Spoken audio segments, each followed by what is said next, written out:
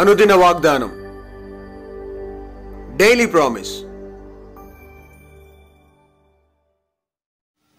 దేవుని నామానికి మహిమ కలుగును గాక. మన ప్రభువు ప్రియరక్షకుడైన యేసుక్రీస్తు వర్షనామములో మీకు నా హృదయపూర్వక వందనాలు తెలియజేస్తున్నాను. ఈ దినం దేవుని వాగ్దానం, అప్పుడు రాజ్యము యెహోవాది అగును. ఓబద్య 21వ వచనం. ఏశావు యొక్క కొండకు తీర్పు తీర్చుటకై సియోను కొండ మీద రక్షకులు పుట్టుదురు, అప్పుడు రాజ్యం యెహోవాది అగును. Praise the lord. ప్రవక్త అయిన ఓబద్యకు యెహోవా యుద్ధ నుండి వచ్చిన సమాచారం ఏమంటే, ఎదోము మీద యుద్ధం చేయదములేండని జనులను రేపుటకై దూత పంపబడి ఉన్నాడు అని ఓ దర్శనాన్ని కలిగి ఉన్నాడు ఓబద్య.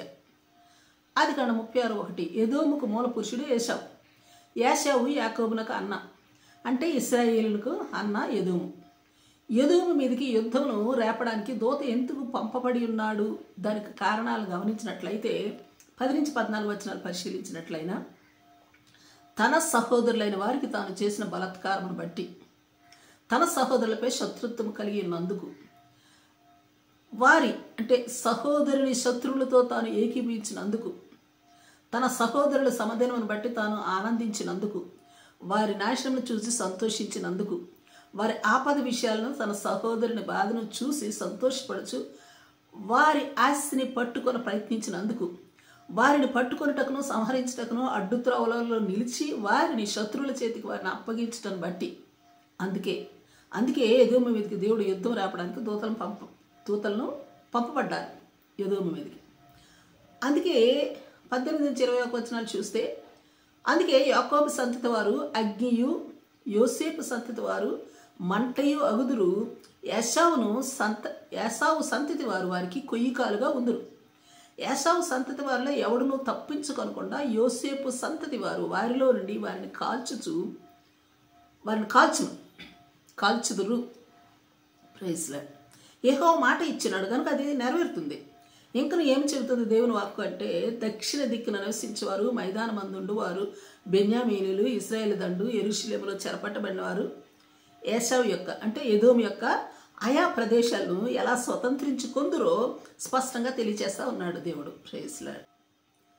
మరో ప్రాముఖ్యంగా మరి విచారకరమైన సంగతి ఏంటంటే 15వ వచనం, యెహోవా దినము అన్యజనుల మీదకి వచ్చుచున్నది. అది సరే కానీ, అప్పుడు నీవు చేసినట్లే నీకును చేయబడును, నీవు చేసినదే నీ నెత్తి మీదకి దిగివచ్చును. ఇది ప్రభువుగా యెహోవా సెలవిచ్చిన మాట. అలాగనే 21వ వచనం, ఏశావు తన సొంత సహోదరులకు కీడు చేయి యత్నించిన వారికి తీర్పు తీర్చుటకును సియోను అంటే శ్రమను అనిపించిన సహోదరునికి రక్షకులు పుట్టుదురు, అప్పుడు రాజ్యం యెహోవాది అగును. Praise the lord. అందుకే మొదటి దశలోనికలు 2:11 తన రాజ్యమునకును మహిమనకును మనల్ని పిలుచుచున్న దేవునికి తగినట్లు మనం నడుచుకోవలసి ఉన్నది. కాబట్టి మత్తయి సువార్త 6:33 చెప్పినట్లుగా మనం ఆయన రాజ్యమును నీతిని మొదట వెతకవలసి ఉన్నది.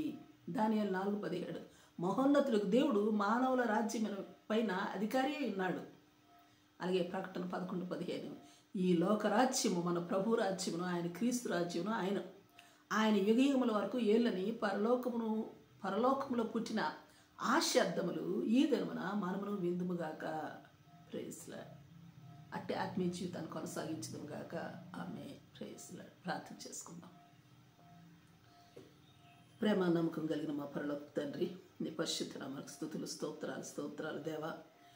133వ కీర్తనలో సహోదరుల ఐక్యత కలిగి నివసించడం ఎంత మేలో ఎంత మనోహరమో వివరించిన విధముగానే, సహోదరుల మీద శత్రుత్వం కలిగి ఉంటే ఎట్టి శిక్ష, ఎట్టి ఉగ్రత అనుభవిస్తామో ఓబద్యలో వివరించిన విధానాన్ని బట్టి